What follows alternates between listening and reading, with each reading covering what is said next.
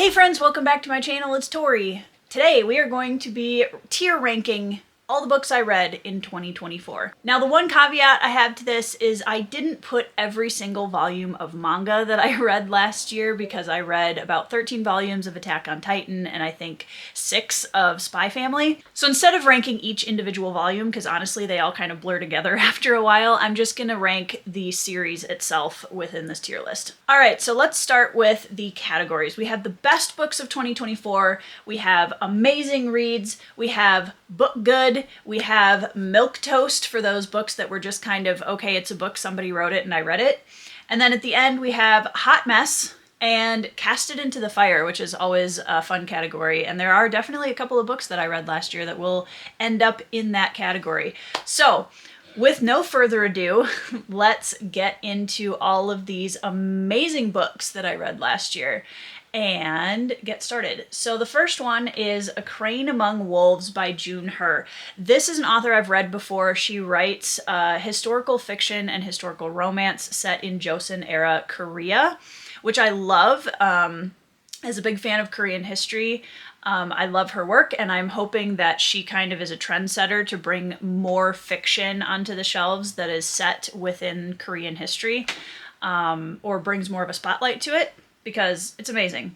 However, this book is not my favorite of hers. This is, I think, my third or fourth book of hers that I've read, and it's definitely my least favorite. If you're looking for a June Her that I think is a lot better, I would read her book, The Red Palace. I think it's much better than this. This was her kind of first foray into historical romance, and the characters fell very flat for me, and I didn't love it. It felt very stiff and awkward, and it wasn't that great, if I'm being honest. But I still really love her work, and I'm looking forward to reading more of her books in the future. So honestly, I'm gonna have to put this one in a hot mess, I think, which pains me, honestly, because I really like June Her's writing, but we're gonna put it there because that's where it goes. Okay, next up, we're gonna do Advent of Winter. Now, this one's a little bit special because I was in this anthology. This was a group of 24 indie authors who all wrote short stories based on the theme of winter, and then it was published in the Advent of Winter anthology, which was really awesome to be a part of. So I'm going to take my own book out, or my own short story rather, out of the equation, because I did read all of the other authors' works. And really, I feel like we put together a really good anthology. I was really proud to be a part of this. It was really cool to get to work with everybody on this. And I really do think we put out a good book. There's such a wide variety of short stories in this, but they all did end up being more on the dark side of the theme, which some people have, had a little bit of a hard time with, which I can understand because it is marketed a little bit lighter, I think, than it ended up being.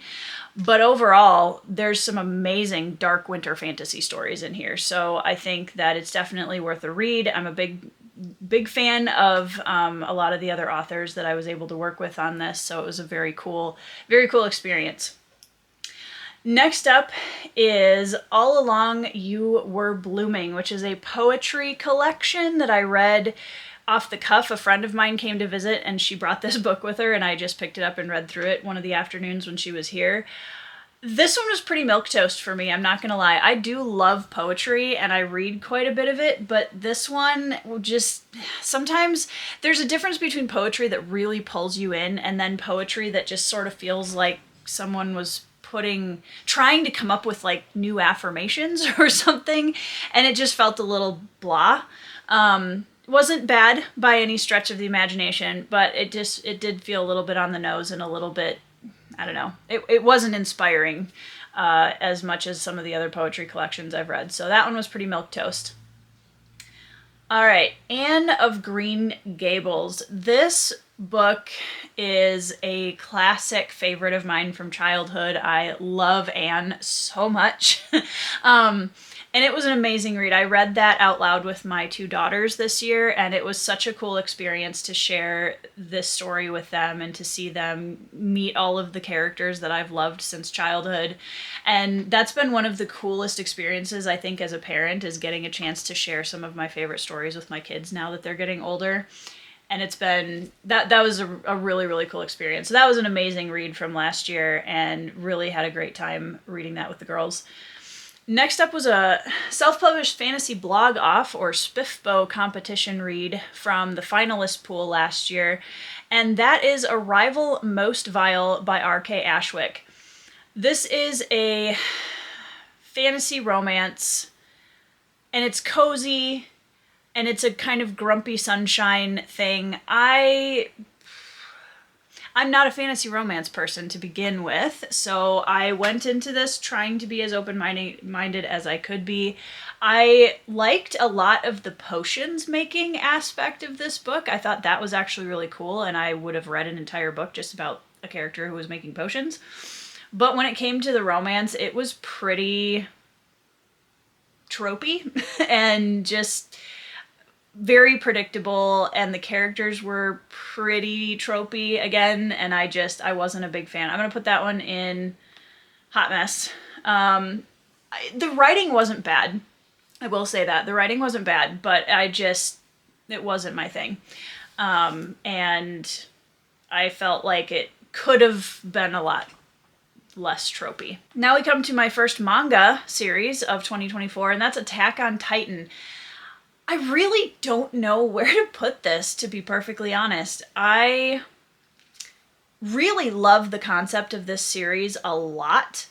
I did feel like it dragged, which is why I haven't continued. I read 13 volumes of it, and I think I'm actually going to switch to the anime, because one of the reasons, I should say, that I bounced off of it is because the action scenes were incredibly difficult to follow the way that they were drawn in the manga. And I think that it's going to be that problem I'm going to have solved for me if I watch it in the anime.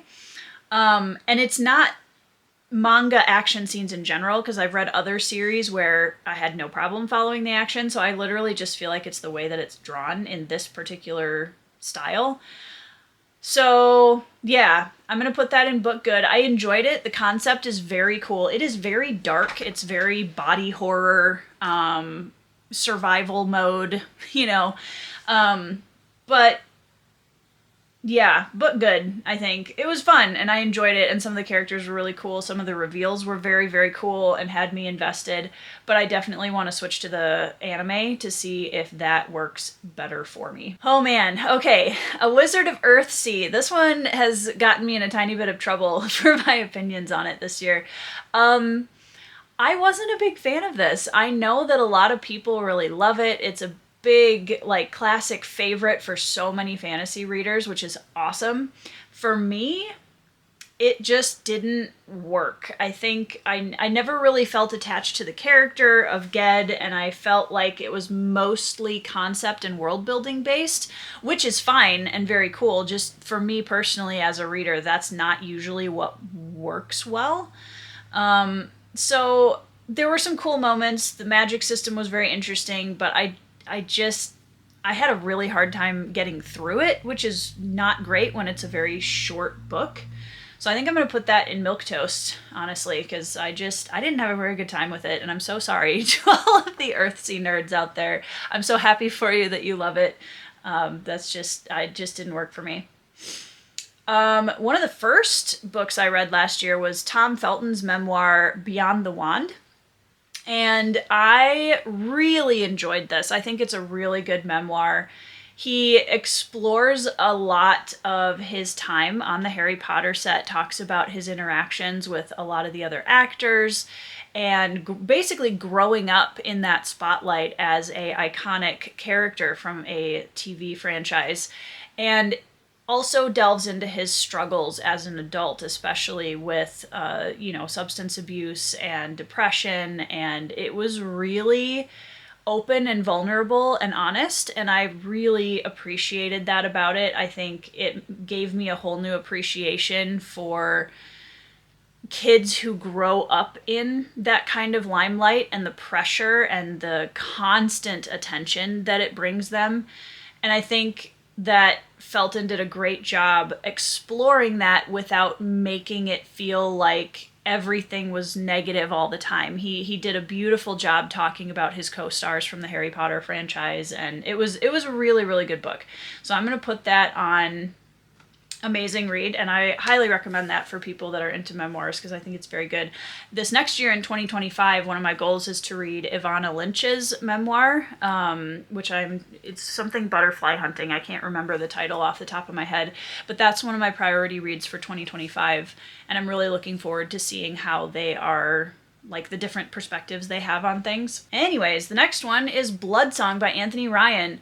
This made it onto my top 10 of 2024.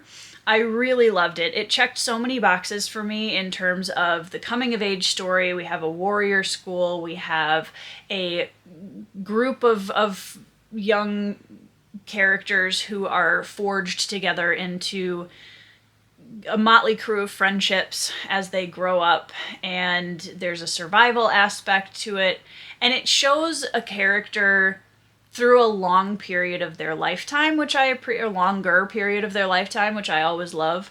So that one definitely ended up in my best books of 2024. I absolutely loved it, and I think Anthony Ryan's ability to create an adult epic fantasy story with a young protagonist is something I really admire. The next one is Bone Shroud by Andrew D. Meredith, and I gotta pop my screen up a little bit here. So this is book 2 in his Collation saga, and this one is one of the things I always say when I get to this series is that Andrew is the most intense world builder I've ever seen in terms of just the lengths that he will go to understand his world. Even if the details don't make it onto the page, the fact that he knows them all creates a very lived in and nuanced stage for the story he's telling, and I always find that incredibly inspiring. And also, it's one of the most nuanced explorations of faith that I've ever seen in fiction, which I'm always amazed by. So that one I read pretty early on in the year, I think, and I'm really looking forward to continuing the series in 2025, hopefully with book 3 and 4. All right, my favorite read of the year, Bride by Ali Hazelwood. Oh gosh, this book, I keep thinking I'm not going to have to talk about it again, and then I do something like this and realize that I have to include it. This was... I have nothing positive to say about this book. I do really try to say something positive about all the books I read, but this one, I have nothing. I have nothing for you. This reads like some of the worst fan fiction I've ever read in my life. It's awful. It's hot garbage, and I would never recommend it to anyone. And I will probably never read another Ali Hazelwood book based on this first impression of her work.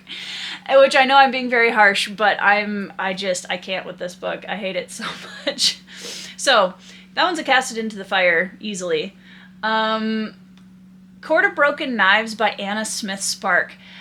This one's so tough for me because it ended up being one of my close friends here on BookTube, Kay from Kay's Hidden Shelf. This series was one of her favorite reads in the last year. She absolutely loved it. The prose is really beautiful. It's very obvious that Anna Smith Spark is a poet, and she writes her novels and her prose like a poet. It's really beautiful. There's a lot of flowery descriptions of things, and I just felt like the prose was in center stage so often that the characters just sort of got lost in it somewhere. I didn't feel invested in the story. I was struggling with visualizing a lot of the things that she was describing. So I just feel like it wasn't a good mix with my reading taste. If you want to hear a very positive recommendation for this book and the trilogy, go over to Kay's Hidden Shelf and watch her review of it, because she absolutely loved it and had a lot more articulate things to say about it. So this one was very milquetoast for me. I think I'd put it above Earthsea, maybe. I don't know. Yeah, let's just go with that. All right. By Blood, by Salt. This is by J.L. Odom, and this is a self-published fantasy blog-off finalist from this year. And I picked it up with pretty much no knowledge of the author or what the story was going to be about, other than it was a military fantasy, which is something I absolutely love. And What I found in this book is the kind of story where within a few pages you just know that you're in good hands and that this author really knows what they're doing. The Middle Eastern inspired setting, the cultures, the focus on language and ritual and faith, and just it's incredible. I can't recommend this book highly enough, you guys. I absolutely love it. It's in my top 3 reads from 2024. It was my number 2 pick of the entire year out of 100 books. And I just love this book. It's so good. I'm going to be reading the second book, an arc of the second book here in January, hopefully. And that's slated to come out early February 2025. So if you want to get started on this trilogy, the second book's almost out, so you're 2/3 of the way done already. If you want to jump on the train, this is the time to do it. Bradbury's Dandelion Wine. Okay, so this was a pick for me from my friend Andrew's Wizardly Reads when I gave him a TBR takeover last year, which was super fun, by the way. I've had so much fun doing that, where I give my friends on BookTube a list of my physical TBR, and they pick 3 books for me to read, and I make a vlog out of it. It's super fun. This one, I had read Fahrenheit 451 before this. I think I liked Dandelion Wine a little bit better, but I really struggled with it in quite a few sections. It made me frustrated, especially toward the end. One of the things I do think, though, is that Bradbury captured the atmosphere of childhood, and especially childhood in a small town, really, really well. And I was really impressed by that. So that was something I enjoyed a lot about it. I'd say that's a milquetoast read, but it's at the top, probably. I'm glad I read it. We'll put it that way. I'm glad I read it. Whereas, the other books in that listing, I don't know, I could probably do without. Okay. Dark Age by Pierce Brown. So, I really struggled with this book, which is not a secret to anyone who's been following my channel this year. I just felt like Pierce Brown really lost his way in this book. It had everything in the kitchen sink, and not in a good way. It was like we just kept adding plot twist after plot twist after plot twist, and more characters and more villains and more things and more, sources of tension, where we already had a setup with all of the things we needed, I felt, and then it just kept going. And I felt like because of that, the burnout I experienced in this book, both emotional and just as a reader trying to follow a plot, was so bad I almost dropped the series. And I'm really glad I didn't, because Lightbringer was, as you'll see, a better experience. But Dark Age, you guys, Dark Age was a hot mess. It really was. It was so frustrating to read, and I felt like Brown really lost track of his characters, really lost the heart of the story, and I can see and completely understand why he took a massive break after writing Dark Age and had to kind of recenter with the series, and I completely understand why, and I'm really glad that he did that, because I think it served him very well. Daughter of the Beast was another SPIFBO finalist from last year, written by E.C. Greaves. This is a very interesting and fresh take on creature fantasy. You have kind of werewolf-esque style characters who kidnap a halfling girl, and she's raised amongst them. It has a very World of Warcraft feel to it, and I thought that he did a really good job for the most part with it. I enjoyed it. I think I'll put it in the book good category. I think for the most part I really enjoyed it. There were some things that I think didn't work for me in the book, but overall I thought it was an ambitious book. Deadhouse Gates was my last book of the year. It is a reread for me, and it is my favorite fantasy book of all time. And it still is my favorite fantasy book of all time, 13 years later. I don't know what to say. I love this book. It's absolutely incredible. Steven Erikson is a wizard, and I don't know how he does it. And that's all I have to say about that. I absolutely love that book. so much. The way he handles heavy topics, the way he invites you into the world and gives you this incredibly vast scope with intimate character moments and amazing layers that just get peeled back as you go through the story. It does meander. Like, it's not perfect. It's not a perfect book. It does meander quite a bit, but it's just what he achieved in that book still to this day just blows my mind. Day Zero by C. Robert Cargill. This is the story, a post-apocalyptic story of a young boy who is saved from death, basically, when the world falls apart, by his anthropomorphic tiger nanny. And there were so many things about this book that I loved. Really, really liked it. The one thing that bothered me, though, is that when you say you have a character who's an anthropomorphic tiger robot, I wanted a little bit more tiger. Basically, the character just felt like a human who happened to have stripes. And that to me felt like a huge missed opportunity. I would have liked to have seen a little bit more of the, like, bringing a tiger into a character like that would have been really, really cool. It was good. Like, it was a good book, but that felt like a really big missed opportunity for me. However, the relationship between the tiger robot and the little boy was absolutely precious, and I loved it. Different Not Damaged by Andy Peliquin. This is a series of short stories set in the world of his bigger fantasy series. And I love that he chose to focus on different aspects of mental health in this collection. I think I would have enjoyed this a lot more if I had read some of his other work first, because a lot of the setup for the world and the characters it was like I didn't have enough time to really figure out what kind of a world I was in, and what it didn't feel familiar enough for me to really sink into what was happening and what was being said about the characters. So I think going back, I probably would have read his other work first and then gone into this short story collection, especially since the latter half of the book goes into basically a completely different tone that's just telling more of a story of one of the characters from the bigger series. So that one was a little milquetoast for me. I do really appreciate what he was doing in it, and I think after having spent more time in his fantasy series that it would be a much better read. All right, Feet of Clay by Terry Pratchett.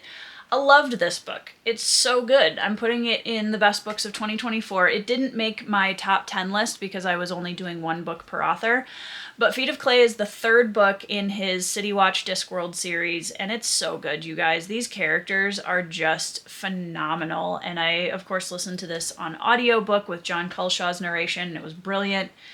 Absolutely love this series, you guys. The characters are so good. They're just so good. I love them. They all live in my head rent-free after having read the book months ago.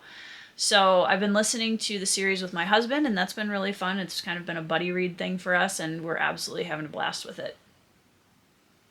All right, Fire and Song by Bryce O'Connor. This is book 2 in the War-Formed Stormweaver series, which starts with Iron Prince. And Fire and Song was good. It's not as good as the first book. It's not as good as Iron Prince. It was still good. I loved the characters. We get a lot of great reveals, and it ramps up the tension of everything that we set up in book 1 really well. I do feel like we could have maybe moved a little faster through the plot than we did, and covered more ground for how big of a book this is. I felt like we didn't cover enough ground in it as much as we should have. So I'm going to put this in... It's still an amazing read, though. It really is. The characters are so good. That's where this book really shines. And like a friend of mine said, I've read better world building. I've read better plot lines. It's not like something insanely complex, but where this series really shines is in the character relationships, and that's why I love it so much. Forerunner by Andre Norton. This is a tiny little science fiction book by the grand dame of science fiction and fantasy from the 1950s and 60s. And there's a character who grows up on a planet where she is very much an outcast because she's different than everyone else. And then there's a catalytic event that brings her on a quest to discover more about where she's from and who she is. The star of this show was very clearly her sidekick, which you can see a little bit in the cover. If you go look up the cover on Google if you want to see it closer, but there's a little sidekick creature that hangs out with the main character that's just delightful. It was good. Like, it was a decent book. I don't know that I was particularly blown away by it, but I did really like some of the world building and concept-y things that Andre Norton had in there. And she can write a sidekick creature like crazy. It was such a cute character. I really enjoyed that aspect of it. I did a reread of Golden Sun from the Red Rising series, and, you know, of course, that's gonna go up in my amazing reads because I still love it. It holds up every time on a reread. Still one of my favorite series of all time, and I will take any excuse I can get to reread the Red Rising books. All right, Guards by Terry Pratchett, which is the first Discworld book that I read in January. This is a good book, and I love this series and I really liked this book, but it wasn't until book 2 that I realized I was reading one of my favorite series. So Guards is a good intro. I highly recommend that people start with it if they're looking to get into Discworld, because it will give you a good kind of idea of what you're in for and the kind of humor that Terry Pratchett writes with, which, as somebody who isn't usually a fan of humor in their books, I love Terry Pratchett's humor. It's very British, which I love. I grew up on that, so that's very familiar to me. But I do think that the subsequent books of the Discworld City Watch are better than Guards. All right, Guns of the Dawn by Adrian Tchaikovsky. This is a really good book. This was almost on my top reads of the year. It was definitely one that was considered to be up there. So I would put that... Where would I put that? Probably up here. Really good. It's, in my opinion, it's like a Jane Austen heroine gets sent to war in a flintlock fantasy world. It's amazing. It's so good. And that synopsis kind of blew my mind when I started reading, but I loved it. It's so good. And Adrian Tchaikovsky wrote an incredibly good and nuanced, strong female character that isn't a strong female character with a trademark symbol after it. She's an amazing character. She's still flawed. She's very interesting to read about. And the tension and just the exploration of themes of war in that story were absolutely excellent. All right, Happy Place by Emily Henry. So I read this because I wanted to try some contemporary romance this year, because I do want to explore other genres and expand my awareness of storytelling outside of genres that I typically read. And I didn't love this. I really didn't love this. I didn't get the happy place that I was promised. I felt like it really glorified a party culture that can be very damaging to relationships and to yourself. And the romance was so incredibly predictable, frustrating, and it wasn't, in my opinion, it wasn't even really a romance. It was just two people being in lust with each other for 300 pages. And the author trying to pretend that it was a will they, won't they trope, which didn't work because there was never a question. So, I don't know. It really bothered me. I really didn't like that book. I do think that Emily Henry is a gifted writer when it comes to banter between her characters, and I do want to try another one of her books with a different trope and plot line, because I think maybe I'll like it better. I don't know. We'll find out. But anyways, that was my Emily Henry experience. Hatchet by Gary Paulson. This is a book that a lot of people I know have read in elementary school or middle school, and I didn't. But I'm very familiar with Gary Paulson, and so I wanted to check out some middle grade, especially since my son is kind of in that reading category right now, and so I'm always looking for new books for him to check out. It's so good, you guys. I miss the era of coming of age survival stories. Like, they're so good. They're so good. I love them. And Gary Paulson does such a good job with the tension in such a short book. It's really excellently written, and I was incredibly impressed with it. So I think that one actually might go up toward the top of amazing reads, because that was a really good book. Harbinger of Justice by Andrew Watson. This is a book that has a kind of Egyptian mythology inspired setting, which I loved. That was one of the things that sold me on picking it up right away. I like the magic system in place. I like the world building. I think the characters fell a little bit flat for me. The beginning, I think, maybe was a little bit better for me than the second half. But I know that book 2 in this series is just about to come out. I'm trying to remember the name of it. Black Mantle, I think, is the title. So yeah, from a setting perspective, honestly, can we please have more books set in like an Egyptian mythology inspired world for fantasy? Because that's amazing, and I love that, and I love that Andrew took it that way. All right, Heaven by Mieko Kawakami. This is a very heavy, short book about 2 abused and bullied teenagers in a Japanese high school who find kind of their own version of friendship through their ordeals. And it's very hard to read, but it's done in a very straightforward and honest style that I really liked. And I didn't think that it felt gratuitous at any point. And I definitely want to read more of Kawakami's works because I think she did a great job with this story. And I really enjoyed it. It is definitely a heavy read. So even with my recommendation, I will tell everybody, like, just be aware of that. It's very heavy. Okay, oh my goodness, you guys, there's so many books. Okay. I'm Glad My Mom Died by Jeanette McCurdy. This was another memoir that I read early on in the year, and kind of going along with that child superstar theme that I started with Tom Felton's memoir. Wow, you guys, like this is a hard-hitting memoir, and I think that her raw vulnerability in this memoir is really powerful, and it's a very genuine, honest look at the things that she went through and the relationships that were so damaging to her early life.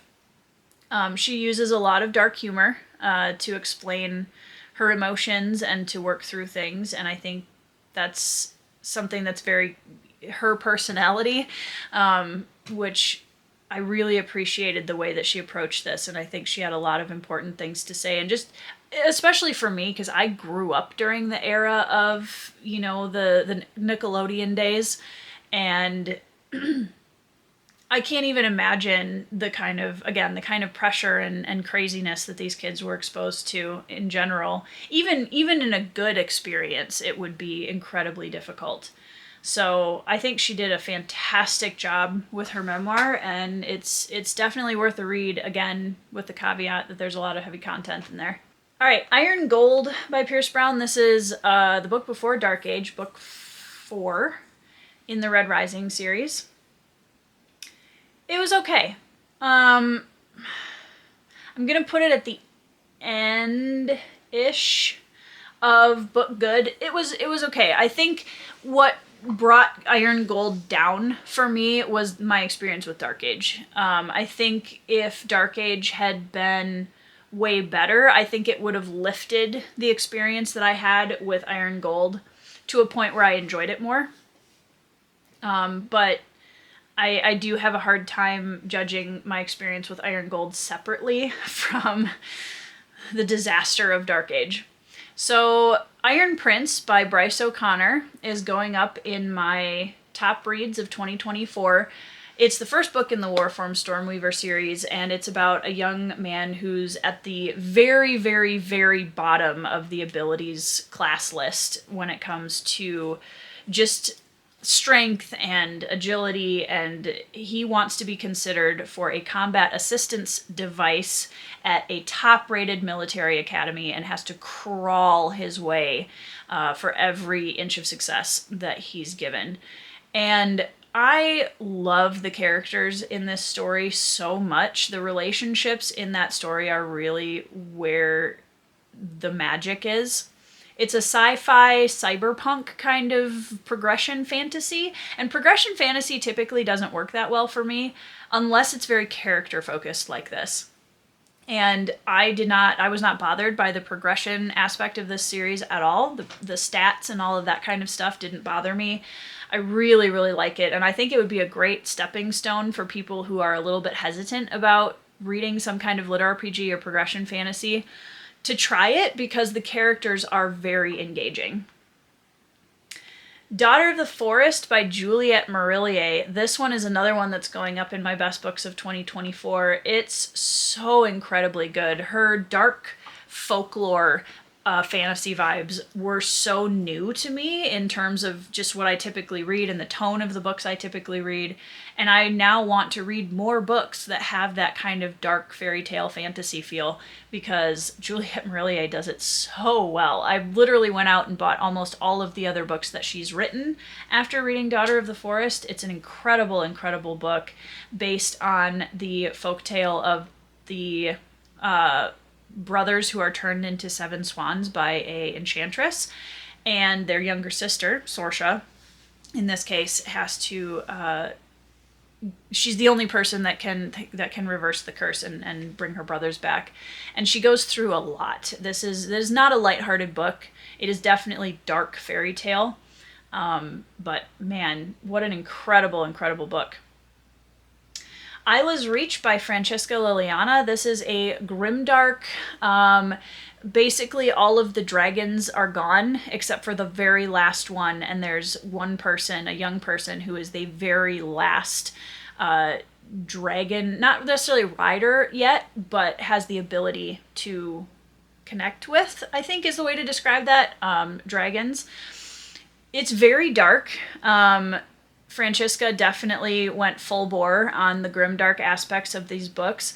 I felt like the characters felt a little tropey at several points. I think the world building has a lot of really interesting concepts in it, and I'm really interested to see where she goes from book one. This one was I don't know. I did struggle with the length of it a little bit, and I felt like it would have really benefited from another editing pass. It was okay. I think I'm really going back and forth. I think it was a little bit milquetoast for me, but I'm really looking forward to the potential of the series itself. So I think we're going to leave it there for now. Jingo by Terry Pratchett. This is the fourth book in the City Watch, and it's amazing. I didn't love it as much as I loved Feet of Clay and the other one we're going to talk about in a minute, but it's amazing. Jingo is such a good book, and it really gave a good highlight to two of my favorite characters in the City Watch, which was awesome. So just for them alone, that was an incredible read. Another Spiffbo read from last year, I read a lot of Spiffbo books last year, was The Last Fang of God by Ryan Kirk. And I'm trying to even remember how to describe what this book is about. It's a father and daughter, and they are blessed by, it's kind of a Nordic-esque feel. They're blessed by a wolf god, and the daughter is basically coming into her power, and they have to avoid being killed by the enemies that they have while trying to get her to a place where she can come into her powers, kind of. I like the premise of this book, but I'm not gonna lie, the daughter character was absolutely insufferable, and I'm not bothered by teenage characters typically when they're written well and layered. But this character just felt like an incredibly poster child bratty teenager, and it was awful. And that really took away from, I think, the better aspects of this book for me. So I think I'm going to put that in the milquetoast category, just because that one character really brought down a lot of the positive aspects when it came to the concepts and the world building, which I enjoyed more. Lightbringer by Pierce Brown. So this was a return to form for the series of Red Rising. And I'm so glad, because I was so nervous, you guys, to read this book. I was so nervous because I knew that if it fell flat for me again after Dark Age, I really was going to have a hard time wanting to finish the series in general when Red God comes out.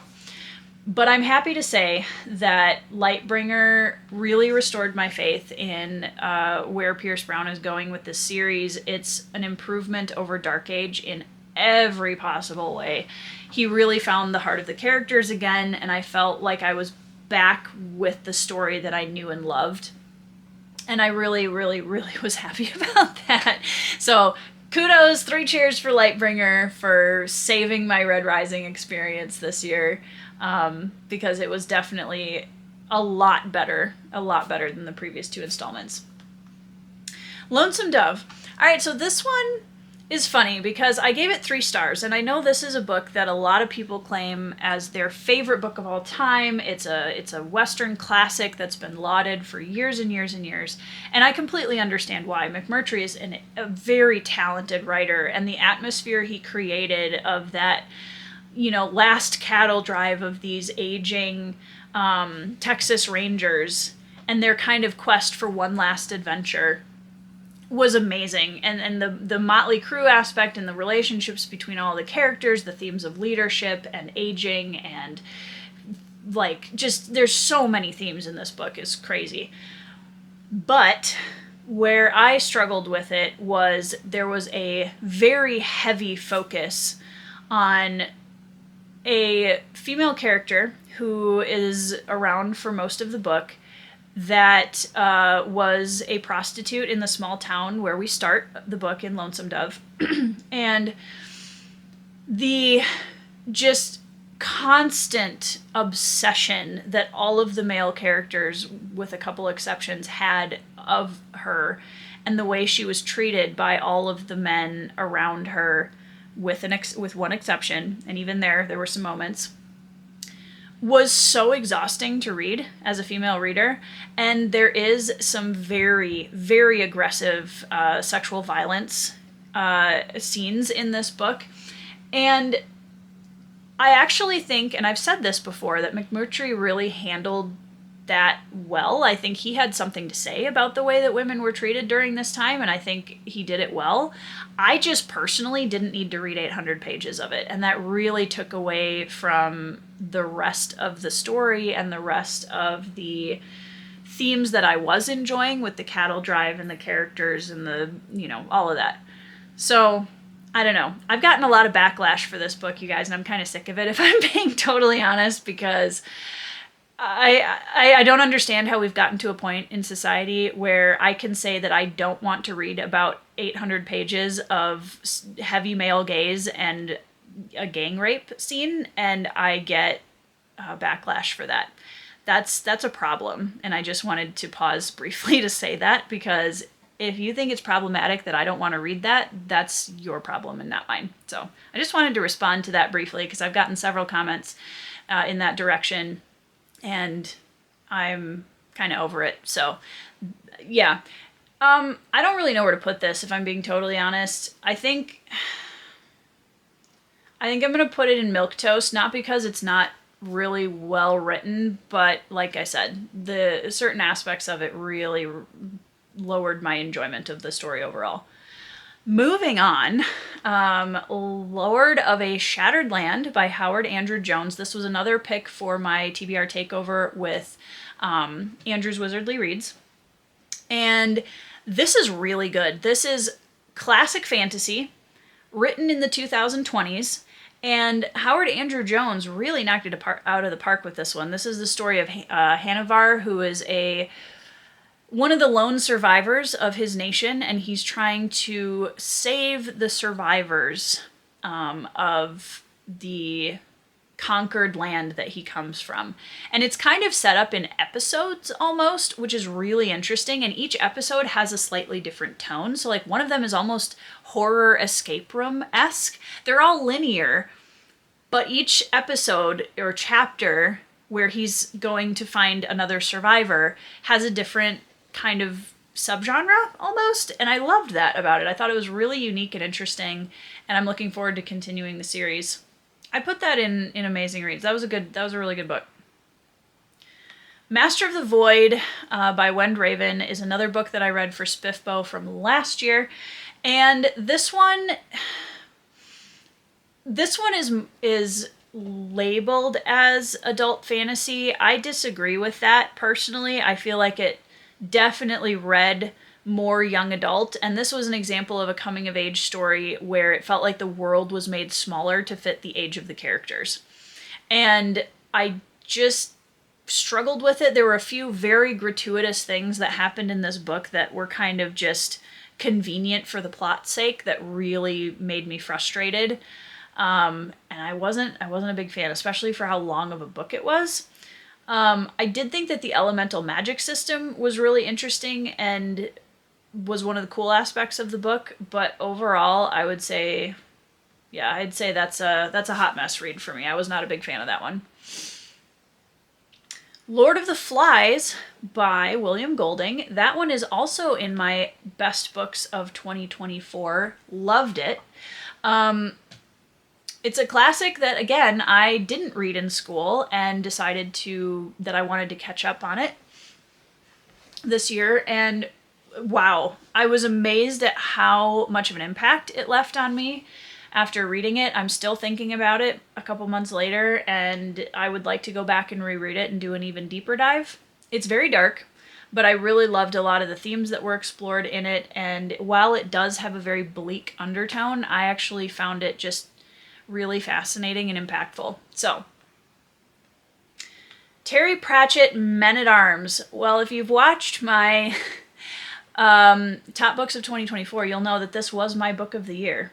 And I'm not going to put it ahead of Dead House Gates since that's my favorite book of all time, but Men-at-Arms just absolutely blew me away in terms of the juxtaposition of deep themes and humor that Terry Pratchett uses. The characters are so good. And this book kind of single-handedly made me a believer in the Discworld as a whole. It put Terry Pratchett on the map as a potential favorite author, which now, having gotten 5 books into his work, he is definitely on my list of favorite authors. And I'm so excited to read more Discworld, you guys. Men-at-Arms is so good. It's so, so, so good. Miss Percy's Pocket Guide to the Care and Feeding of British Dragons. This is the most wholesome, adorable book. It's cozy fantasy with a little bit of quest adventure in it, where you have my cat's trying to break into my bedroom. So that's, if you hear that, that's what that is. There's a elderly spinster. Not elderly, she's middle-aged. I'm sorry, Quen. There's a middle-aged spinster from a little kind of Regency-era village who is nannying for her sister's children and thinks that the best years of her life may well be behind her until she inherits a dragon egg.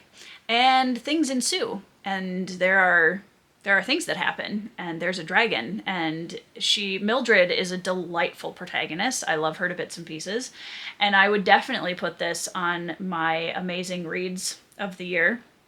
Oops. I think it's fantastic. I'm really looking forward to reading the next 2 books, and it's cozy fantasy that has a lot of heart, and it's a really engaging read with some great characters, so you really can't go wrong. I reread Morningstar this year. I did want to reread the earlier Red Rising books before I moved on to Iron Gold, Dark Age, and Lightbringer, and so I did. And again, Morningstar, I mean, it's a reread, so I won't say that much about it, but I gotta put it up in the top reads of 2024 because I love it so much. It's one of my favorite books ever, and I still love it so much. So, moving on. Terry Pratchett, Mort. So this book, is the first book in his death cycle, which is different than the City Watch within Discworld. Same world and all of that kind of stuff, obviously. But Mort is the story of a very awkward and gangly teenage boy who becomes an apprentice to death. And it's precious. The plot is kind of all over the place, I'm not gonna lie. But the characters, especially in the first half of the book, are just so incredibly good. I think I enjoyed it even a little bit more than Guards. And Mort as a character is on my top list from Discworld already because I absolutely love him and I desperately hope he comes back in other Discworld books because he's precious and I love him. Night by Eli Wiesel. This is another memoir about a young man and his father who are in the Holocaust concentration camps. It's very short, but it's an incredibly impactful read, and just I really appreciated Wiesel's exploration of how his faith, like the doubts and the struggle that he had with his faith through all of this horrific experience, and it had an added extra element of the relationship between him and his father, and it was just mind-blowingly good. That's definitely an amazing read. It's hard to rank memoirs, which is why I'm always kind of like, I don't really know how to put this, because I honestly feel like they sort of deserve their own category, because I rate them almost differently than I rate fiction or even nonfiction books, besides memoirs, because somebody's telling you their life story, and I feel like if it's well written, I'm very unlikely to give it less than 5 stars, just because I feel like that's a very vulnerable thing to do, and if it's well done and it's honest, I mean, that's incredibly brave, and I appreciate that there are authors that are willing to be that open. Nomads of the Sea by Kobe Zucker. This was another one of my top reads of 2024. It's so good. It's got less, I think it might have more now, but it has around 30 reviews on Goodreads, you guys, which is unacceptable. Please go read this book. It's so good. I have an entire dedicated review for this book that you guys should go watch, because I explain a little bit more about why I think it's amazing. But it's a naval military fantasy. Amazing characters. I loved for the most part, all 3 of the POVs that we get to follow. The combat and the culture and everything is just, it's so good, and what an incredible debut fantasy book. Northanger Abbey by Jane Austen. This was my first official all the way through Jane Austen read, and I'm really glad that I started with this one because I didn't know as much about it as I know about most of her other books. I think the only one I probably know I'm less familiar with is Mansfield Park. And I really loved this book. I had a great time with it. I thought that Jane Austen's famous wit and ability to create a complex web for her characters to maneuver through was already very apparent in this book, despite it being her first work. And I really loved it. I don't know that, I mean, it'll depend on how I feel about the books, but I'll be interested to see how it holds up to some of my favorite Jane Austen stories like Sense and Sensibility and Pride and Prejudice. Of Blood and Fire by Ryan Cahill. So this is book 1 in the Bound and the Broken series, which is another very beloved fantasy series. And I'm not gonna lie, I wasn't a big fan of this. I didn't like the writing style very much. I found it to be pretty clunky, and it's very classic fantasy, sword and sorcery, dragon rider, like the young boy who happens to be amazing at swordplay. It's very tropey. So I completely understand why fans of classic fantasy and that style of storytelling really love it. For me, it was not a great reading experience. I felt pretty meh about it. And the writing style especially was very hard for me to enjoy. I wasn't a big fan. So I have heard from a lot of his fans that that book 2 is a big jump in terms of just writing style and character development and all that kind of stuff. So I will potentially try book 2 at some point, but book 1 was pretty meh for me. I wasn't a big fan of that one. One Day in the Life of Ivan Denisovich by Alexander Solzhenitsyn. This was a book club pick, and I was really confused by this book. It's a story of a man who is a gulag prisoner, and of course that's always going to have a very intense and impactful. It's an intense and impactful moment in history that I think is really important for people to be aware of and to hear the stories of survivors. And I know Alexander Solzhenitsyn, if I remember correctly, was writing based on his own experience, so it's not a memoir per se, but I was very confused by this. All of the characters have so many different names that it took me probably 2/3 of the way through the book to realize that there were two characters. People that I thought were two different characters were actually the protagonist. Like, I didn't even realize that the protagonist was the same person as the second name that people used for him. So I was really confused by this. I did not like the writing style of this one at all.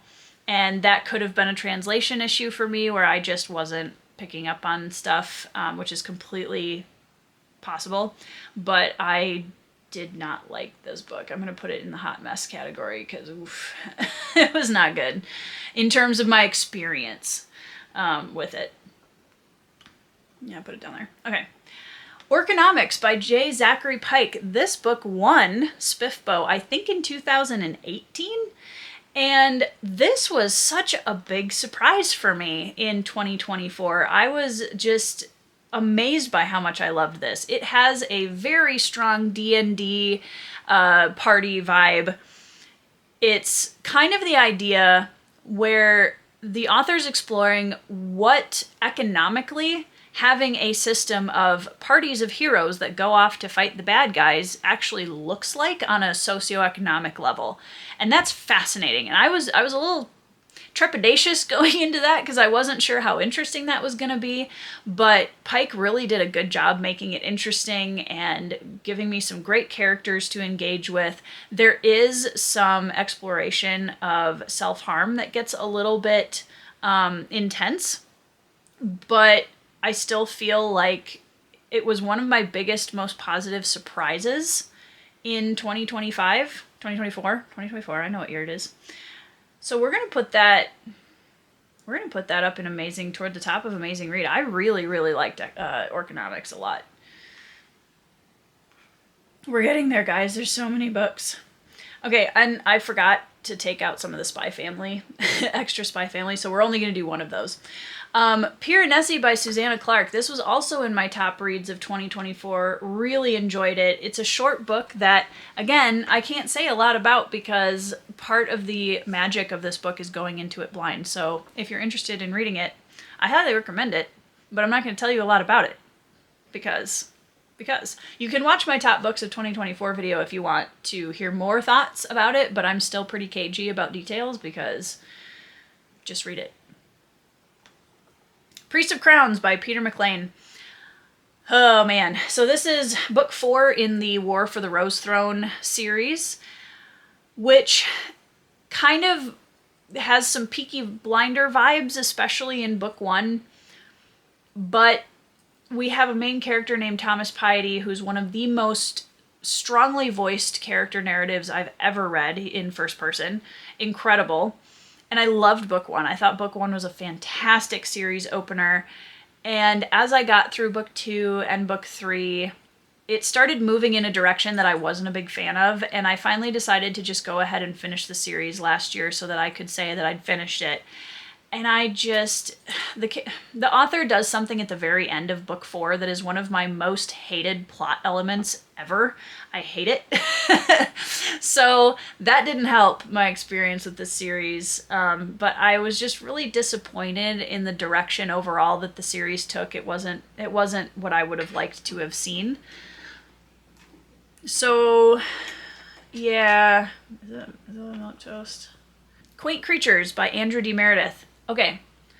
So this book is a cozy fantasy about a giant named Nork Softstep, who is a fantasy creature veterinarian and was earlier a dungeon inspector, and he kind of gets wrapped up in a little bit of a mystery that happens in the town that he lives in. Strong D&D vibes, a lot of nods to some of our favorite D&D isms, and really, really good, solid, cozy fantasy. I'm gonna put that up here. So I'm trying to get into cozy fantasy a little bit more recently, and really enjoyed Quaint Creatures a lot. And I'm still kind of exploring what I like in cozy fantasy, because it's not a subgenre that I typically gravitate to. But I've read some good ones this last year. Senlin Ascends by Josiah Bancroft. This is book 1 in the Books of Babel, and it's... I don't even know how to describe this series. Basically, a school teacher named Thomas Senlin gets married to a young woman, and he's very happy. And he's a very passive, kind of awkward character. But he and his young wife go to the Tower of Babel as the destination, the travel destination of their world. And within a short time of getting there, he loses his wife. And then he has to go on this massive escapade and quest to try to find her again. And I just finished book 2 a couple nights ago, actually.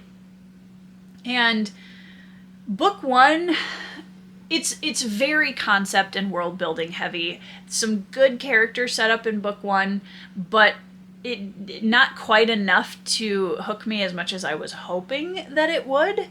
It's still a good book. I still would put it in the good book category for sure.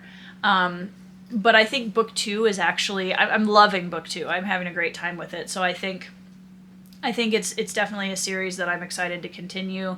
And it was one of my husband's favorite book series of all time after he read it last year. So looking forward to reading more of it. The first book was just kind of like a little bit mid for me, but I still really appreciated... Oh, the one thing I will say about it, Josiah Bancroft's prose is ridiculously good. It's so good. I loved the prose. Reread of Red Rising. You know, I'm trying to decide if I would put Lightbringer above Red Rising, and I can hear the other Red Rising fans like collectively gasping in the comments on that, but I don't know. I'll put them equal for now. But again, had a great time rereading it. I love that series. Return of the Griffin by J.C.M. Byrne. This is book 2 in the Hybrid Helix series, which 2 years ago, Wistful Ascending was one of my top reads the year that I read it, book 1. Absolutely love it. It's a superhero space opera kind of story, which I was kind of hesitant about when I first got into it, and it remains one of my top most underrated sci-fi gems and indie gems that I've read up to this point on book 2. It's so good. However, in Return of the Griffin, our main character Rohan goes back to Earth, and for me that was kind of a choice I don't know that I would have made that early in the series, because we had just set up all of these really cool characters and the space stations and all of that in book 1. And then in book 2, we leave it all behind to go back to Earth. And I didn't really feel like going back to Earth because I wanted to read more sci-fi, like out in space kind of stuff, you know. So this one felt a little bit more Marvel-esque, but the characters to me were not as poignant as they were in the first book. And I wasn't a big fan of it. So I'm really looking forward to book 3 because I know we go back to space in that one, I think. So I think that one will be a better experience. The Last Ronin, The Lost Years. This is a graphic novel about the Teenage Mutant Ninja Turtles. And I loved the first installment of The Last Ronin. It was phenomenal. It was so good. This one, meh. It was okay. It was not as good as the first one. I mean, the art style is absolute banger, but as a story, I wasn't that impressed with it. I don't know. So I definitely like the first installment better. All right, Ship of Magic by Robin Hobb. This is another one that I got in a little bit of trouble for this year in terms of my less popular opinion about it. Robin Hobb's an amazing writer, and I'm not ever going to argue that, but this book just felt like straight misery and torture through the entire book. I barely survived the 800 pages that are this book, and I struggled so hard to read it. It's just almost all of the characters are either a horrible, awful perpetrator or constantly victimized and abused and gaslit through the entire book. And I just was so emotionally burned out by the end of this book that I didn't want to read anymore. So that one's a hot mess for me. I would say even more so than Dark Age when it comes to the emotional burnout. Like, this book really took me out, and I absolutely hated it. Despite the fact that Robin Hobb is a good writer, but Live Ship Traders is not for me, and I'm not interested in reading the rest of the books, so we're gonna leave that one where it lies.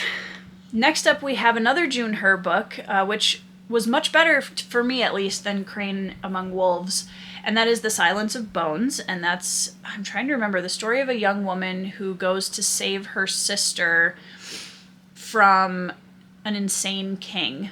Nope, that's Crane Among Wolves. Oh my gosh, I can't remember the plot line of The Silence of Bones, you guys. It's a little bit more horror based than Crane Among Wolves. Yeah, much more horror based, but it's still light. It's not horror. It's pretty light, but very well done. I remember really liking it, so we're just gonna put it in book good because I can't remember the plot, apparently. Slings and Sparrows by Patricia Meredith. This is a very cozy fiction from the 1990s about a kind of commune of elderly women who solve a mystery. And they're all of them have pet birds. And it's very delightful. It's very Golden Girls vibes. And Trisha, of course, is a wizard at creating witty characters, and I've always really enjoyed her writing. This one I didn't love as much as some of her other work, but I think it's a really good, cozy mystery. Where do I put this? There-ish? Yeah, we'll do that. Carol Berg, Song of the Beast. This one is going up in my best books of 2024 because it's phenomenal. Where do I put this? Probably up there. Song of the Beast follows a tortured bard character that escapes, or is let go, sort of, from the prison where he's been kept for a crime he has no idea that he committed. Like, he has no idea why he's there. He's been tortured. He's lost his ability to sing, and feels like the magic that once filled him is completely gone. And when he's let go, he's on a quest to find out why he was imprisoned and why the magic has kind of left him. And then finds out that the same people who put him in jail the first time are after him again, and he is, again, trying to escape from them and figure out why. There's a mystery to it. It's one of the coolest depictions of dragons that I've read in a long while. And Carol Berg's writing is just phenomenal, and I'm so excited that I read this book, and I'm looking forward to reading a lot more of Carol Berg in the future.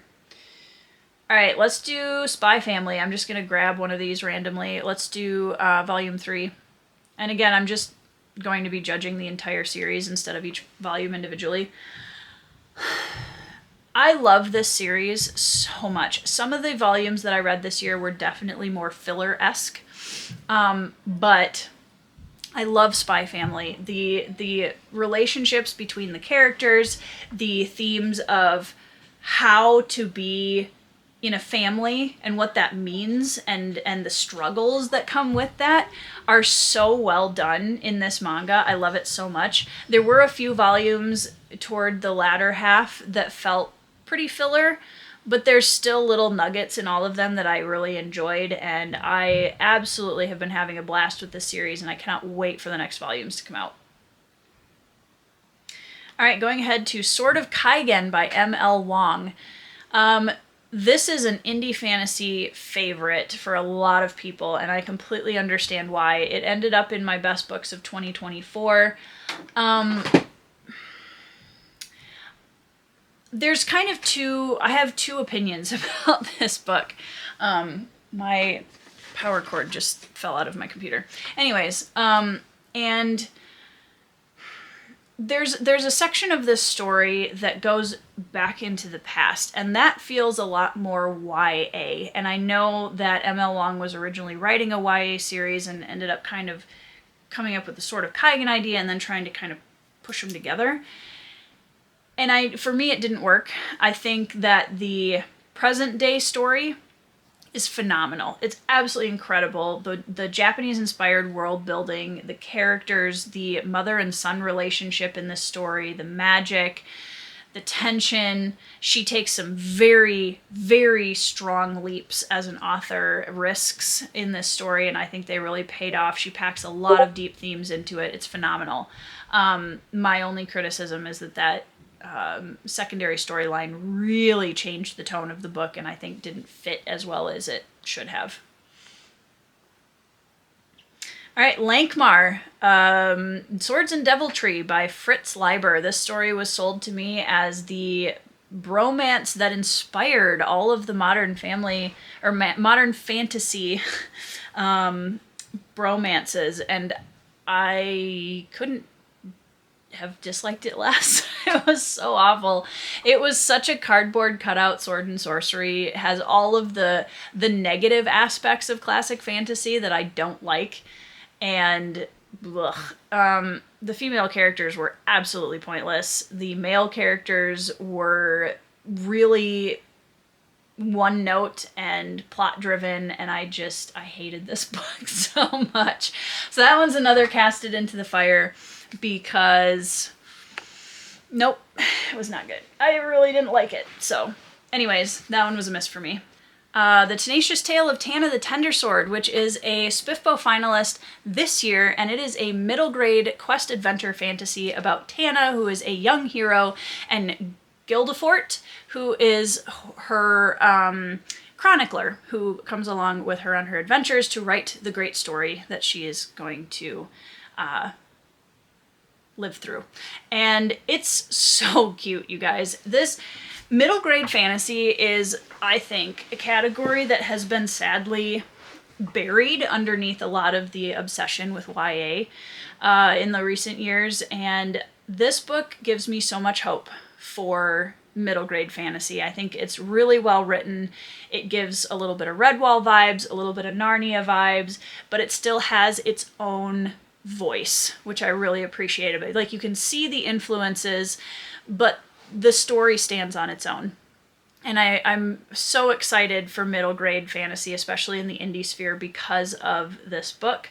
I think it's really, really good, and I gave it to my son to read after I finished reading it, and he also absolutely loved it. So moving on to Glenn Cook's The Black Company. This is another one that is a big favorite in classic fantasy, inspired one of my favorite authors ever, and it was okay. It was all right. It was kind of milquetoast. I wasn't a big fan of it, to be honest, and I would say especially the first 2/3 of the book. Once I got into the last third of the book, I definitely felt like I was more familiar with the characters and it was making more sense, but I wasn't a big fan. The Bloody Chorus by John Marco. This was a surprise for me as well. This is a naval fantasy, kind of tribal versus industrialized warfare fantasy story. The magic system and the pantheon in this book is really interesting and unique, I thought.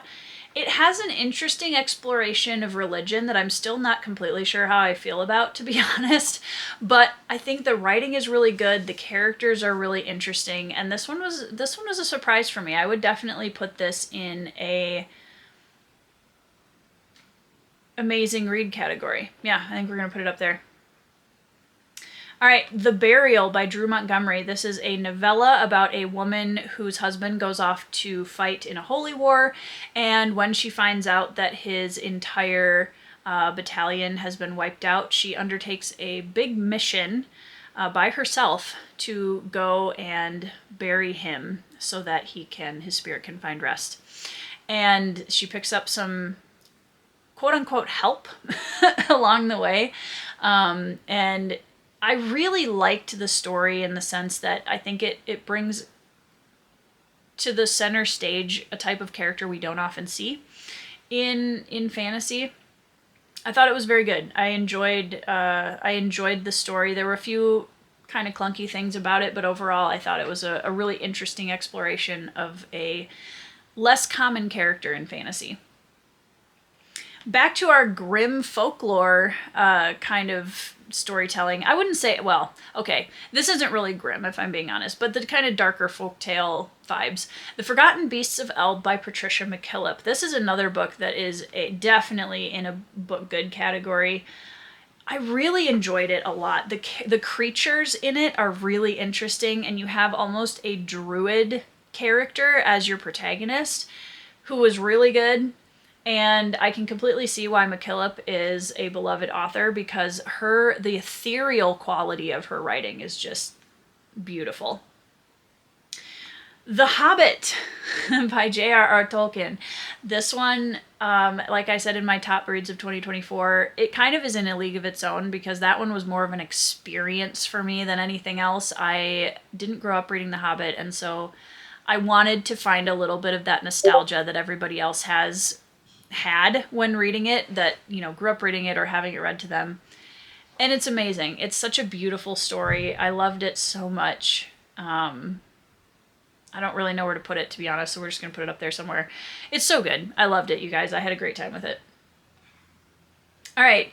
The Revenge of Thousands is a prequel novella to Michael Roberti's series Crown and Tide, which starts with The Traitors We Are. And I decided to start with The Revenge of Thousands, which, again, and this is where I think in the future I'm going to read prequels that were written after the first book, after I read the first book. Because this novella was another example of me struggling to find my footing in a world I was completely unfamiliar with in a very short space of time. There's a lot of military combat going on in this story, and it just kind of whooshed through all of the characters. And I definitely feel like this is a book I wish I would have read after reading some of the series. The Wager by David Gran. This was a really good book, you guys. This was a historical narrative that was quite popular. I think it was even Barnes & Noble's Book of the Year last year or something like that. I can't remember. But it's the story of a group of men who are on a ship that is shipwrecked, and they have to survive on an island off the coast of South America. And basically, a ship arrives back in England with some survivors who tell the story and everything. Oh my goodness, I can't believe they're alive. Wow, what an amazing survival story. And then, a few months later, a second ship arrives with the rest of the survivors who tell a completely different story than the one the first group did.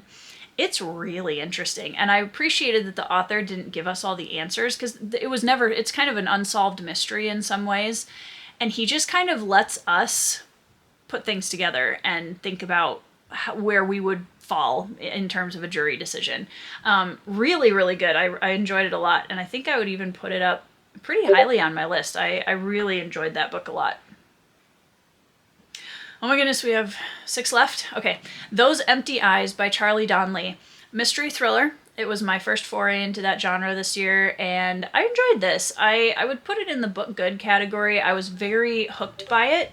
It's about a young woman whose family is murdered when she's in high school, and she is blamed for the murders for a while until evidence comes out to show that there's no way that she could have been the killer. But the damage has already been done because, of course, the public has its own theory about what happened, and it's less about the actual murder mystery. That's part of it, but it's more about the way that the public is obsessed with crime and the way that public assumption can damage people's lives.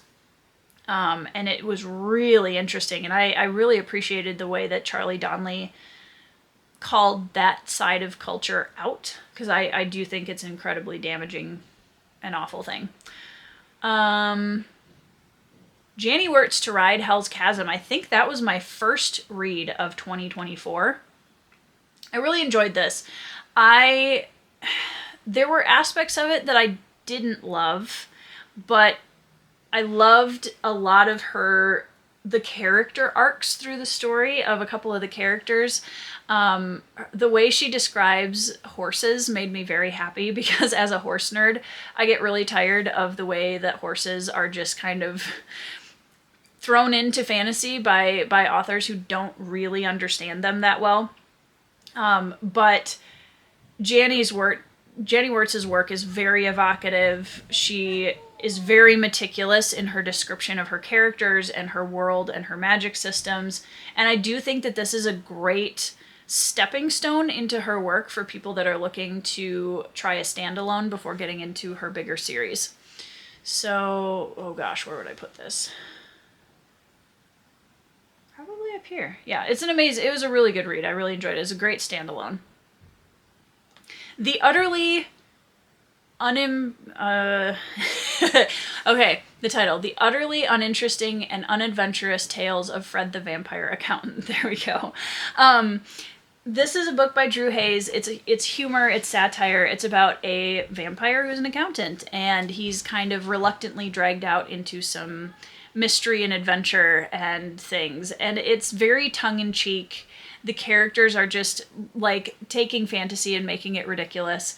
And I liked some aspects of it, but the humor did kind of miss for me, generally speaking. There were some very funny moments, but overall, I don't know. I wasn't a big fan of it. But if you're into fantasy satire, I think it's definitely worth a check out.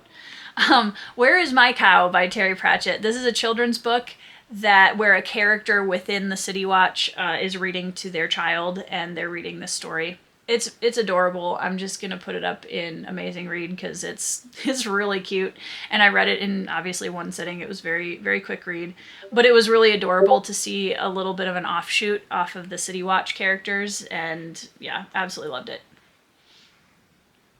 All right, last two. Worse Than Dying by, I'm going to have to put the author's name across the screen, Brett Von something? I can't remember, I'm so sorry. This is a zombie apocalypse story that really feels like an offshoot of Walking Dead. It's very clear that was a big inspiration for the author, which is fine. The central event, kind of catalytic event that takes place with the characters in this story, I really didn't love, and I think, I don't know, it was just, I wasn't a big fan of it. It's not, it's a content warning for sure, so anybody who's interested in checking out this book, let me know. It's a short novella, and I'm happy to share the content warning for that for you guys, but I was kind of grossed out by it. I wasn't a big fan. So I'm going to throw that up here somewhere. Sure. Your Blood and Bones. Last one is a novella by J. Patricia Anderson about two young people who their bodies are changing because they are afflicted with this kind of magical curse that renders them outcast from their home and their village, and they are trying to escape so that they're not put to death.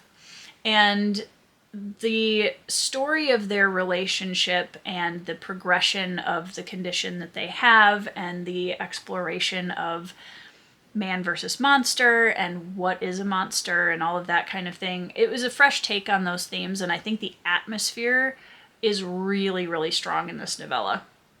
So I think that one I would put up here. Here? Yeah. And that is all of the books, minus a few volumes of manga, that I read in 2024. So I feel like overall, it's a pretty good year of reads. I feel really good about it. I had a really good time reading last year, and I'm hoping this year to have an even bigger ratio of favorite books and amazing reads, because I did read some duds this year, but when you read this many books, and I think that's just kind of a given at this point, but I do want to be more selective about the books that I read in 2025, and yeah, but overall, I really have no complaints. Like some amazing reads, some reads that I've been waiting to get to for a really long time, like The Hobbit, Lord of the Flies, and some absolutely amazing new favorite books, Men-at-Arms, By Blood, by Salt, Iron Prince. I mean, my whole top list and a lot of the amazing reads were new favorites for me that I'll probably go back and reread at some point. So yeah, amazing year of reads. I hope you guys had an awesome year in 2024. If there's any of my tier ranks that surprised you, feel free to put them down in the comments below. Thank you so much for watching. If you made it all this way, you're a real one. I hope you're having a great week. I hope you have some amazing 5-star reads in 2025, and I'll see you in the next video.